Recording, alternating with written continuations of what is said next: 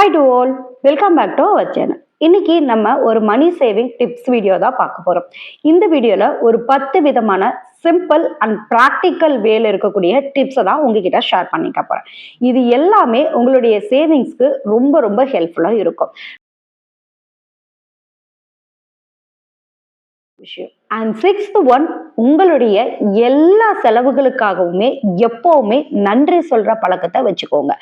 நிறைய பேருக்கு என்ன ஒரு ஹேபிட் இருக்கும் அப்படின்னா, பணம் நம்ம கையில இருந்து போய் செலவாகுது அப்படின்னா ஒரு சின்ன வருத்தத்தோடயே நம்ம கொடுத்துட்டு இருப்போம். நீங்க என்ன செலவு பண்ணினாலுமே சரி, ஈவன் ஒரு மளிகை பொருள் வாங்குறீங்க, ஒரு சாரி எடுக்கிறீங்க, குழந்தைங்களுக்கு ஏதாவது ஒரு செலவு பண்றீங்கன்னு எனிதிங், அது 10 ரூபாயா இருந்தாலும் சரி, 10,000 இருந்தாலும் சரி, ஒவ்வொரு செலவுக்கு முன்னாடியும் ஒரு பொருளை நீங்க வாங்குறீங்க அப்படின்னா ஓகே, ஒரு ஹாப்பி ஸ்பெண்டிங்கா அதை பண்ணுங்க. நான் என்னுடைய சம்பாத்தியத்துல இருந்து இதை வாங்குறேன், இதை கொடுக்குற, இந்த பொருள் எனக்கு கிடைக்குது, இந்த பொருள் மூலியமா நான் ரொம்பவே ஹாப்பியா இருப்பேன், இந்த பணம் கிடைச்சதுக்கு ரொம்ப ரொம்ப தேங்க்ஸ், இந்த செலவு பண்றதுக்கான பணம் என் கையில இருந்ததுக்காக ரொம்ப ரொம்ப தேங்க்ஸ் அப்படிங்கிற ஒரு ஹேபிட்டை ப்ராக்டிஸ் பண்ணிக்கோங்க. இது எல்லா ஹவுஸ் ஒய்ஃபுமே ஃபேஸ் பண்ணியிருக்கக்கூடிய ஒரு ப்ராப்ளமா இருந்திருக்கும். நான் இதை ஃபேஸ் பண்ணியிருக்கேன். நம்ம கையில ஒரு 100 ரூபாய் கையில பணம் இருக்கு அப்படின்னா நம்மளுடைய விஸ்லிஸ்ட் நிறைய நிறைய இருக்கும்.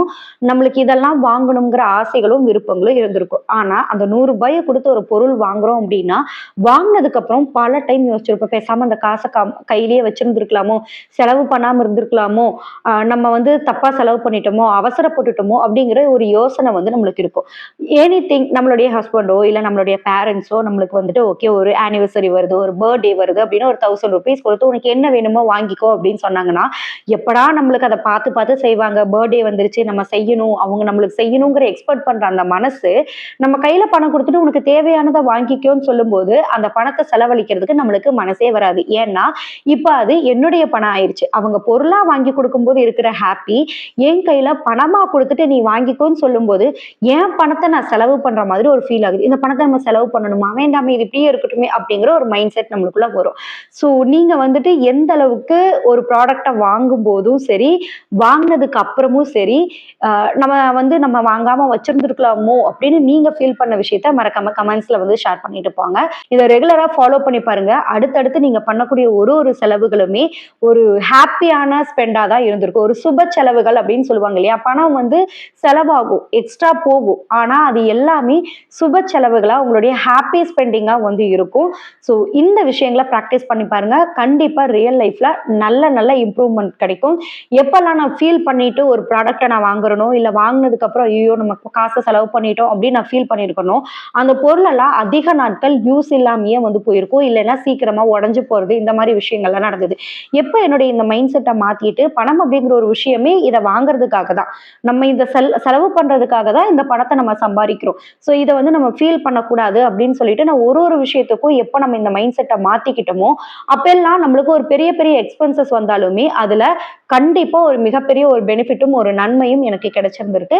நீங்க ஃபாலோ பண்ணி பார்த்துட்டு எப்படி இருக்குன்னு சொல்லுங்க.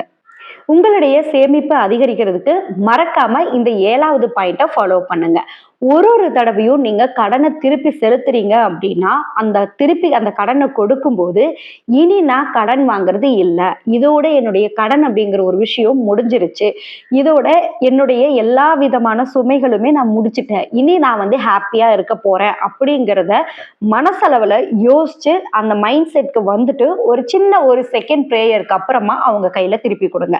கொடுக்கும்போது நீங்க எப்படி ஒரு ஹாஸ்பிட்டலுக்கு போயிட்டு ஓகேங்க போயிட்டு வர்றேன் அப்படிங்கிறது சொல்லக்கூடாது, அது நெகட்டிவ் தாட் அப்படின்னு நம்ம சொல்றோமோ அதே அளவுக்கு பணத்தை நம்ம பெரும்பாலும் கடனை திருப்பி கொடுக்குறோம் அப்படின்னா நம்ம சொல்லும்போது என்னன்னா, இந்தாங்க இந்த மாசம் நாங்க வாங்கினதை திருப்பி கொடுத்துட்டோம், வேற ஏதாவது எமர்ஜென்சி இருந்ததுன்னா நான் பார்க்கலாம் அப்படின்னு சொல்லுவாங்க. அந்த வேர்டை யூஸ் பண்ணாதீங்க. ஏன்னா இனிமேல் எப்பவுமே நீங்க கடனே வாங்கக்கூடாதுங்கிற ஒரு மைண்ட் செட்ல கொடுங்க. உங்களுடைய கடன் ஆட்டோமேட்டிக்கா குறையும். ஏன்னா நம்மளுடைய மனசு எப்படியோ அப்படிதான் நம்மளுடைய வாழ்க்கையும் இருக்கும். எண்ணங்கள் நம்ம எப்படியெல்லாம் யோசிக்கிறோமோ அதுதான் நம்மளுடைய உண்மையான லைஃப்ல பிரதிபலிக்கவும் செய்யும். நீங்க அப்படிப்பட்ட ஒரு நெகட்டிவ் மைண்ட்ல இருந்தீங்க அப்படின்னா உங்களை சுத்தி நடக்க இருக்கக்கூடிய விஷயங்கள் நெகட்டிவா தான் இருக்கும். இப்ப நான் அவசர தேவைக்கு வாங்கிக்கலாம் அப்படிங்கிற ஒரு வார்த்தை உங்களுக்கு வெளியில வருது அப்படின்னா, உங்களுடைய மனசுலயும், மைண்ட்லயும் அந்த அந்த எண்ணங்கள் அப்படியே பதிவாயிருந்திருக்கும். நீங்க ஏதாவது ஒரு எமர்ஜென்சி சிச்சுவேஷன்ஸ் வருது அப்படின்னா, ஆட்டோமேட்டிக்கா உங்களுடைய மைண்ட் அத ஞாபகப்படுத்தும். ஓகே, நம்ம தான் ஒரு எமர்ஜென்சின்னா இவங்க கிட்ட சொல்லி வச்சிருந்தோம்ல வாங்கிக்கிறோம்னு சொல்லிட்டு, நம்ம அங்க ஏற்பாடு பண்ணிக்கலாம். அப்படிங்கிறத நாம முடிவெடுக்கிறதுக்கு முன்னாடி நம்ம மைண்ட் செட் முதல்ல வந்து நம்மளுக்கு முடிவு எடுத்து குடுத்துரும். நம்ம மனசு என்ன சொல்லுதோ, மைண்ட் என்ன சொல்லுதோ அத கேட்கலாம் அப்படின்னு சொல்லிட்டு நம்ம டக்குன்னு கடன் வாங்குற மாரி இருக்கும். கடன் குடுக்கும் போதே திருப்பி நீங்க குடுக்குறீங்க அப்படின்னா, உங்களுடைய லாஸ்ட் பேமெண்ட்ல சொல்லுங்க, இதோட என்னுடைய கடன் முடிஞ்சிருச்சு. இவ்வளவுதானே? எந்த பெண்டிங்கும் இல்லல்ல அப்படிங்கிறத ஒன்ஸ் வந்து கன்ஃபார்ம் வந்து பண்ணிக்கோங்க. லாஸ்ட் இயர்ல எல்லாம் என்னுடைய இடத்துல வீடு கன்ஸ்ட்ரக்ஷனுக்காக நிறைய இந்த லோன்ஸ் இருக்கும் இல்லையா? மகளிர் குழுக்கள் இந்த மாதிரி எல்லாம் ஒரு 2 லோன்ஸ் வந்து நான் எடுத்திருந்தேன். ஸோ இந்த 2 லோன் வந்து பாதி வந்து எடுக்கும் போதே நான் வந்து சொல்லிதான் எடுத்தேன். இது ஒரு எமர்ஜென்சி பர்பஸ்க்காக நம்ம எடுக்கிறோம். இது ரொட்டீன் ஆயிடக்கூடாது அப்படிங்கிறதுல நாங்க ரொம்பவே கான்சியஸா இருந்தோம்.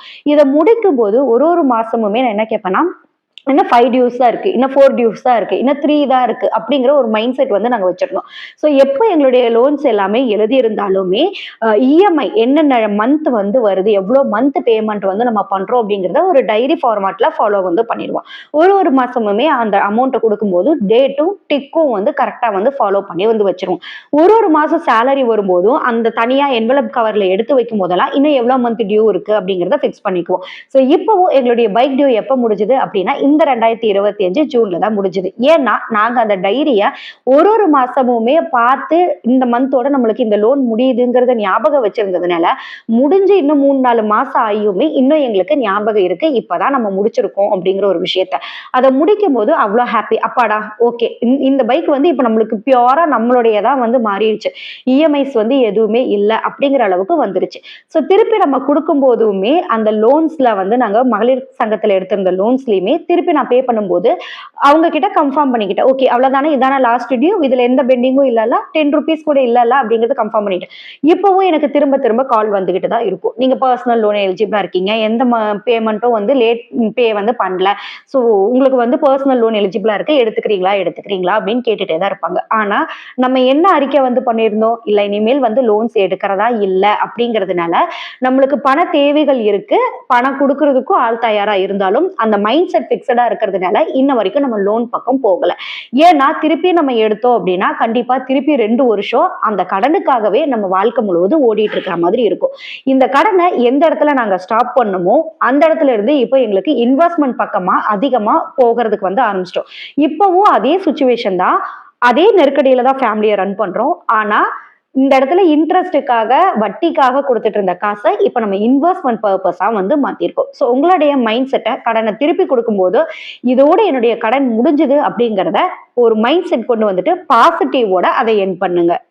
சேலரி எவ்ரி மந்த் நம்மளுக்கு பேங்க் அக்கௌண்ட்ல வந்ததுனால எல்லாருடைய மொபைல்லையுமே இன்னைக்கு ரொம்ப முக்கியமான ஒரு ஆப் அப்படின்னா கூகுள் பே, ஜிபே அப்படின்னு நம்ம எடுத்துக்கிட்டோம். ஸோ எங்க போனாலும் அந்த ஸ்கேனர் இருக்கு. ஒரு சின்ன பெட்டி கடையா இருந்தா கூட ஸ்கேனர் இருக்கு. இன்னைக்கு நம்ம பேக்கெட்லயோ பர்ஸ்லயோ வந்துட்டு மணி எடுத்துட்டு போற ஹேபிட்டை சுத்தமாவே மறந்துட்டோம் அப்படின்னு சொல்லலாம். ஸோ நம்ம வந்துட்டு என்ன பண்ண ஆரம்பிச்சிட்டோம், உடனே அதை எடுத்துட்டு ஸ்கேன் பண்ணிட்டு நம்ம பே பண்ணிட்டு திருப்பி வந்துடும். அந்த போன்லயே நம்ம எல்லா அக்கௌண்ட்ஸையுமே மெயின்டைன் பண்ணிட்டு வந்து நம்ம போயிடும். நீங்க உங்களுடைய சம்பளத்தை கையில எடுத்தீங்க அப்படின்னா தான் அந்த பிரசன்ஸை வந்து ஃபீல் பண்ணுவீங்க. ஒரு எமோஷனலா நீங்க கனெக்ட் ஆவீங்க. அதை நீங்க கையில எடுக்கும் போதே ஓகே இந்த மந்த் எனக்கு சேலரி வந்துருச்சு அப்படின்னு நீங்க வாட்ச் பண்ணி பாருங்க. உங்களையே அறியாம ஒரு ஹாப்பினஸ் வந்து உங்களுக்கு இருக்கும்.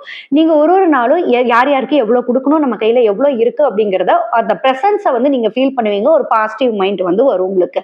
இல்ல நீங்க மொபைல்லயே வச்சிருக்கீங்க அப்படின்னா அந்த மொபைலை வச்சுட்டு அக்கௌண்ட்ல இருந்து பணம் ஏறின உடனே யாருக்கு லாஸ்ட் மந்த் நம்ம யாருக்கிட்ட கைமாத்தல் வாங்கியிருந்தோம் அவங்களுக்கு பணம் கொடுக்கணும், இஎம்ஐஸ் கட்டணும், பைக் டியூ கட்டணும், லோன் கட்டணும், பர்சனல் லோன் கட்டணும், நம்மளுடைய groceries bills payment, EB bill, water பில்லுன்னு எல்லாத்துக்குமே பே பண்ணிட்டு மீதி எவ்வளவுதான் இருக்குங்கிறத கொண்டு வரும்போது கண்டிப்பா ஒரு ஹஸ்பண்ட் ஒய்ஃப்குள்ள சண்டை வரும். நம்மளுக்கு ஐயோ இவ்வளவு மாசம் நம்ம சம்பாரிச்சோம் ஆனா அந்த ஒரே நாள்ல எல்லாமே செலவாயிருச்சு, அடுத்த நாள் நம்ம எம்டியா தான் இருக்குமா அப்படிங்கிற ஒரு மைண்ட் செட் நம்மளுக்கு வந்து வரும்.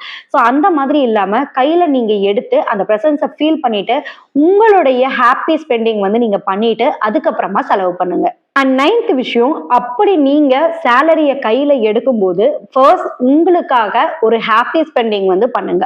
உங்களுக்காக நீங்க பணத்தை எடுத்து வைங்க. ஏன்னா அது வருஷம் முழுவதும் மாசம் முழுவதும் நீங்க கஷ்டப்பட்டு உழைச்ச பணம். உங்களுக்கே இல்ல நான் எந்த ஸ்பெண்டும் வந்து பண்ணல அப்படின்னா நம்மளுக்குள்ள என்ன தோணும்? நம்ம கஷ்டப்பட்டு சம்பாதிக்கிறோம், வீட்டுக்கே நம்ம கொண்டு போய் கொடுத்துறோம், நம்மளுடைய இஎம்ஐஸ்க்கே போயிட்டு இருக்கு அப்படிங்கிற மாதிரி தான் இருக்கும். ஸோ முதல்ல நீங்க நல்லா இருந்தாதான், ஹாப்பியா இருந்தாதான் அடுத்த நாள் வேலைக்கு போக முடியும். நீங்க நல்லா ஏர்ன் பண்றதுக்கு வந்து முடியும்.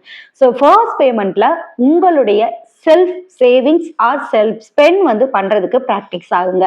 ஸோ உங்களுக்கு சாப்பிட்றதுக்கு பிடிக்குமா? சேலரி வந்த உடனே திருப்தியா போய் ஒரு பிரியாணி சாப்பிட்டு வந்துருங்க. இல்லையா ஃபேமிலியா ஒரு ஒரு அவுட்டிங் வந்து போயிட்டு வந்துருங்க. ஸோ அந்த ஹாப்பி ஸ்பெண்டிங் வந்து எந்த அளவுக்கு நம்ம பண்றோமோ அதே மாதிரி ஒவ்வொரு ஸ்பெண்டுமே நம்மளுக்கு ஹாப்பியா இருக்கிறதுக்கு ஒரு பாசிட்டிவ் தாட்ஸ் வந்து நம்மளுக்கு வரும். அப்படி இல்லை அப்படின்னா உங்களுடைய சேவிங்ஸ்க்காக நீங்க எடுத்து வைக்கலாம். சேலரி வந்ததுமே ஒரு குறிப்பிட்ட தொகையை நீங்க எதிரே பார்க்க வேண்டாம். ஒரு புது நோட் இருக்கா, ஒரு 500 ருபீஸ் எடுத்து அப்படியே சேவிங்ஸ்க்காக போட்டுருங்க. நான் மாசம் மாசம் இவ்வளவுதான் சேமிக்கணும் அப்படிங்கிற கட்டாயமுமே வந்து உங்களுக்கு கிடையாது. ஸோ ஏதாவது ஒரு தொகை, ஒரு 100 ரூபாய் இந்த மாசம் எடுத்து வைக்கிறோமா, அடுத்த மாசம் ஒரு 500 ரூபாய் அந்த மாதிரி ஒரு சேவிங்ஸ்க்காக ஒரு சின்ன அமௌண்ட் ஸ்பெண்ட் பண்ணிட்டு அதுக்கப்புறமா உங்களுடைய எல்லா விதமான செலவுகளையுமே பண்றதுக்கு வந்து ஸ்டார்ட் பண்ணுங்க. இது இன்னும் உங்களுடைய பணம் வந்து மல்டிபிள் ஆகிறதுக்கும் உங்ககிட்ட திரும்ப திரும்ப அது வர்றதுக்கும் ரொம்பவே இருக்கும்.